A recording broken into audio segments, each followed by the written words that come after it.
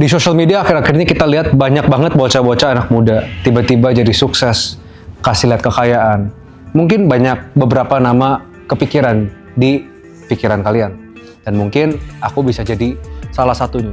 Aku dulu pernah viral bikin konten di umur 16 dapat 100 juta pertama, di umur 17 dapat 1 miliar pertama, dan kelihatannya enak.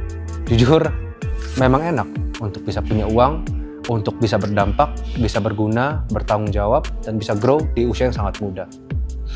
Tapi sebenarnya proses kesininya nggak seenak yang kalian kira. Klisenya, banyak orang pengen menjadi sukses di usia muda, tapi nggak banyak orang pengen bayar harganya. Mereka hanya pengen hasilnya, tapi mereka nggak pengen melakukan prosesnya. Itu menjadi sesuatu yang namanya delusi, dan kamu menjadi malu ke diri kamu sendiri karena kamu sudah taruh standar kamu di orang-orang yang kamu tonton. Kamu pengen menjadi seperti dia, deep down kamu pengen merit di usia muda, tapi action kamu nggak pernah ada. What it takes kamu nggak pernah melakukan. Susah dikit quit, susah dikit quit, susah dikit complain, susah dikit mental health, susah dikit healing. Gimana bisa nyampe sini? Orang-orang yang sukses di usia muda, yang bangun bisnisnya sendiri, bukan diturunin papa, itu melewati proses yang udah pasti nggak gampang. Bahkan bisnis yang diturunin dari papa, anak-anak privilege, itu nggak gampang. Menurut kalian selalu kasih hate comment, oh iya dia anak privilege, enak banget bisnis dari bokap. Gampang banget sih. Menurut kalian kalau kalian sekarang diturunin bisnis yang valuasinya triliunan, ratusan miliar, punya karyawan ratusan orang, menurut kalian sekarang bisa langsung handle leadership-nya, sistemnya, manajemennya, dan lain-lain? Nggak bisa. It takes skill, kompetensi, experience untuk bisa menjadi lead di perusahaan ratusan karyawan, puterin duit ratusan miliar. So, jadi anak orang kaya dan diturunin bisnis, yes. Kelihatannya gampang dan enak, memang enak. Tapi untuk bisa nyampe posisi tersebut juga sangat-sangat sulit. Kenyataannya kalau sukses di usia muda sangat gampang, semua orang udah sukses. Karena itu sulit, makanya hanya beberapa nama doang yang ada.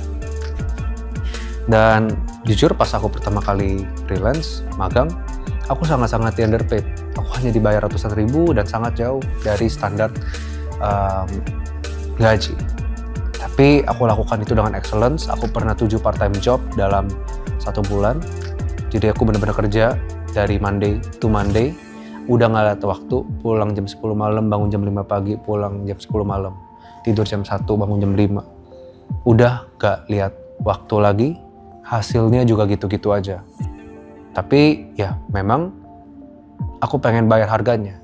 Aku tahu kalau aku pengen reach level lebih tinggi, prosesnya pain is inevitable. Pain akan ada, karena pain is growth. Karena aku sadar itu, I tolerate the pain.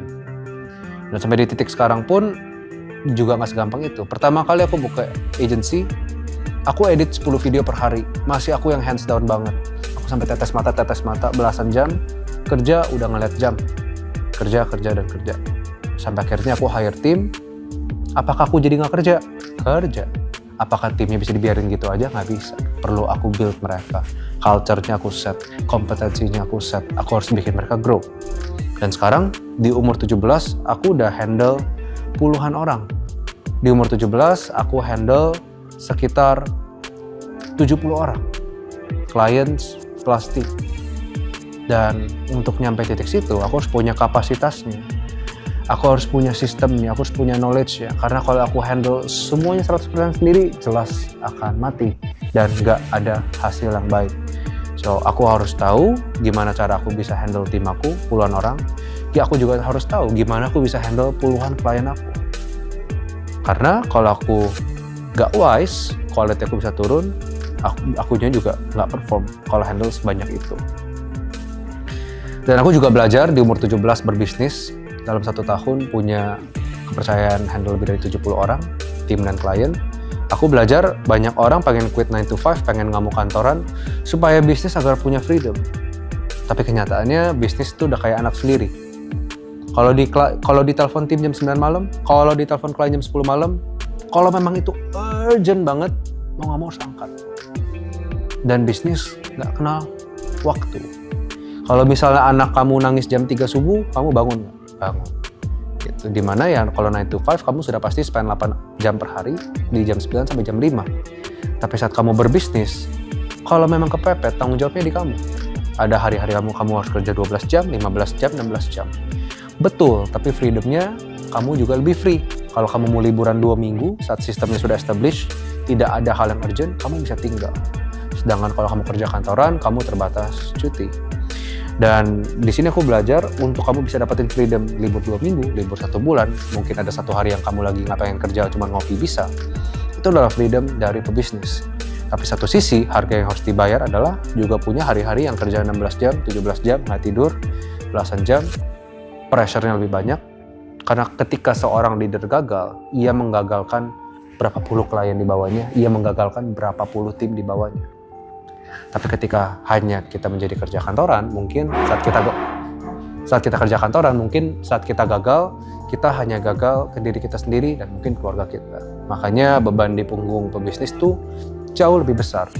Tapi dengan begitu juga bisa dapat results yang lebih besar. Dan aku cuma pengen bilang, nggak ada yang gampang. Jadi pebisnis nggak gampang, jadi profesional nggak gampang, jadi pengangguran nggak gampang, jadi apapun nggak ada yang gampang. Kalau kamu cari yang gampang, itu adalah hal yang paling sulit. Aku ulang sekali lagi, ketika kamu pengen jadi pebisnis sulit, kamu pengen jadi karyawan sulit, pengen pengangguran sulit. Tapi yang paling sulit adalah ketika kamu pengen gampang. Karena semuanya sulit, dan ketika kamu kejar gampang, akan semakin sulit lagi. Ketika kamu embrace, sulit itu adalah pasti. Dan kamu bisa pilih, sulit kamu pengen yang mana? Sulit handle uang banyak, atau sulit handle nggak ada uang? Dan ketika kamu tahu, kamu sudah pilih sulit yang mana, kamu akan bayar harga dan proses untuk bisa nyampe sana. Itu realitanya yang aku belajar setelah berbisnis di usia umur 17. Buat kamu yang pengen dapat lebih banyak insights dari journey aku berbisnis di usia muda, bisa subscribe. Dan buat kamu yang pengen dibantu personal brandingnya untuk terima beres, build your legacy, build your impact, naikin omset, build your attention in this attention economy, Fraser Agency juga dengan senang hati bisa bantu kamu untuk sukses bareng. Thank you.